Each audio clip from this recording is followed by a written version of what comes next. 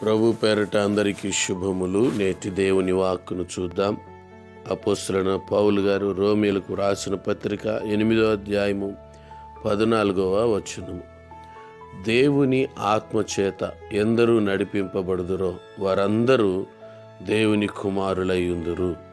కనుక తల్లిదండ్రులకు ఎవరు ఇష్టమైన బిడ్డలుగా ఉన్నారు అంటే, ఎవరైతే తల్లిదండ్రుల ఇష్టాన్ని జరిగిస్తుంటారో, తల్లిదండ్రుల మనస్సును కష్టపెట్టకుండా చూసుకుంటుంటారో వారిని ఆ తల్లిదండ్రులు అంటారు, వీడు నా కొడుకు, వీడు నాకు ఇష్టమైన కొడుకు, నువ్వు కాదు అని అంటుంటారు.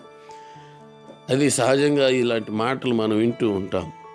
కానీ అందరూ దేవుని బిడ్డలే, అందరూ దేవుని పరమ తండ్రి బిడ్డలే.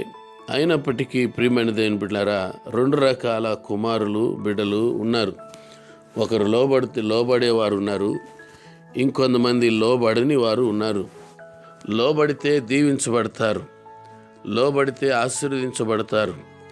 విధేయులుగా ఉన్నవారికే ఆశీర్వాదాలు అధికముగా ఉంటాయి. ఎవరైతే దేవునికి విరోధంగా ఉంటారో, దేవునికి అవిధేయతగా ఉంటారో, ప్రియమైన దేవుని పిల్లరా, వారు ఎంత మాత్రం కూడా దీవించబడలేరు, ఆశీర్వదించబడలేరు. అయితే ఇక్కడ ఒక మాట ఏంటంటే, దేవుని ఆత్మచేత ఎందరూ నడిపింపబడుదురో అనగా, ఈ దినాన ప్రపంచాన్ని ఏమి నడిపిస్తుందంటే, కొంతమంది అంటారు డబ్బు నడిపిస్తుంది, అధికారం నడిపిస్తుంది, లేక ఈ మంది బలము నడిపిస్తున్నాయి అని ధనాన్ని బలాన్ని చూసుకొని వాటి వల్లే వారు బ్రతుకుతున్నారు, వాటి వల్లే వారు నడుస్తున్నారు అని చెప్పుకుంటూ ఉంటారు. అయితే ఇది నా మాట ఏంటంటే, ఇవన్నీ తర్వాత సంగతి. కానీ దేవుని ఆత్మ చేత ఎవరైతే నడిపింపబడతారో వారే నిజంగా దేవుని కుమారులై ఉంటారు. అనగా దేవుని ఆత్మ, దేవుని ఆలోచన, దేవుని చిత్తము, దేవుని ఉద్దేశం, దేవుని యొక్క సంకల్పము చొప్పున, ఆ దైవ స్వభావము చొప్పున ఎవరైతే నడుస్తుంటారో, నడవడం అంటే కాళ్ళతో నడవడం అని మాత్రం కాదు. నడవడం లేక నడక అంటే అది ప్రవర్తనను సూచిస్తుంది. ప్రియులారా, నీ నడత ఎలా ఉంది ఈ దినాన?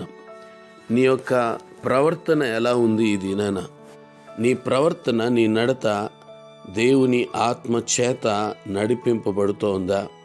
ఒకసారి మనల్ని మనం పరిశీలించుకోవాలి. అప్పుడే దేవుని ఆత్మ చేత, దేవుని చిత్తానుసారంగా, దేవుని ఇష్టానుసారంగా ఎంతమంది అయితే నడుస్తుంటారో, నడిపింపబడుతూ ఉంటారో వారే దేవుని కుమారులు అవుతారు. దేవుని ఆత్మశక్తిని మనం పొందుకొని పరిశుద్ధాత్మ శక్తి చేత మనము నడిపింపబడదాం.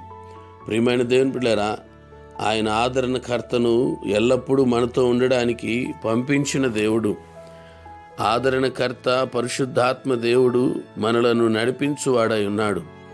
గనుక ఆ దేవుని శక్తి చేత మనం నింపబడి, బలపరచబడి, లోక సంబంధమైన వాటి చేత మనము గైడ్ చేయబడకుండా, వాటి చేత నడిపింపబడకుండా ప్రార్థించి, దేవుని సన్నిధిలో గడిపి, దైవ ధ్యానము చేసి, దేవుడిచ్చిన తలంపు చొప్పున, దేవుడిచ్చిన ఆలోచన చొప్పున, దేవుని ఆత్మ చేత ఈ లోకంలో మనము మన యొక్క ప్రవర్తనను కొనసాగించినప్పుడు, దేవుని ఆత్మ నిర్ణయము చొప్పున ఈ లోకంలో మనము ప్రతి పనిని పూర్తి చేస్తూ ముందుకెళ్ళినప్పుడు అద్భుతాలు, ఆశ్చర్యాలు మనం చూస్తాం.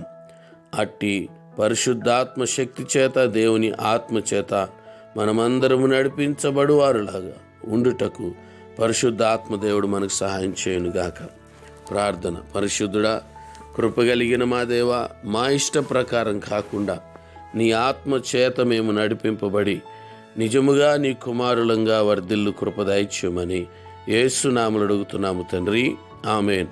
మన పరమ తండ్రి అయిన దేవుని ప్రేమ, కుమారుడైన యేసుక్రీస్తు వారి కృప, పరిశుద్ధాత్మక అన్యోన్య సహవాసం, కాపుదల, భద్రత ఇప్పుడు ఎల్లప్పుడూ సదాకాలం మీకు, మీ కుటుంబములకు, ప్రాణాత్మ దేహములకు తోడైండి నడిపించునుగాక.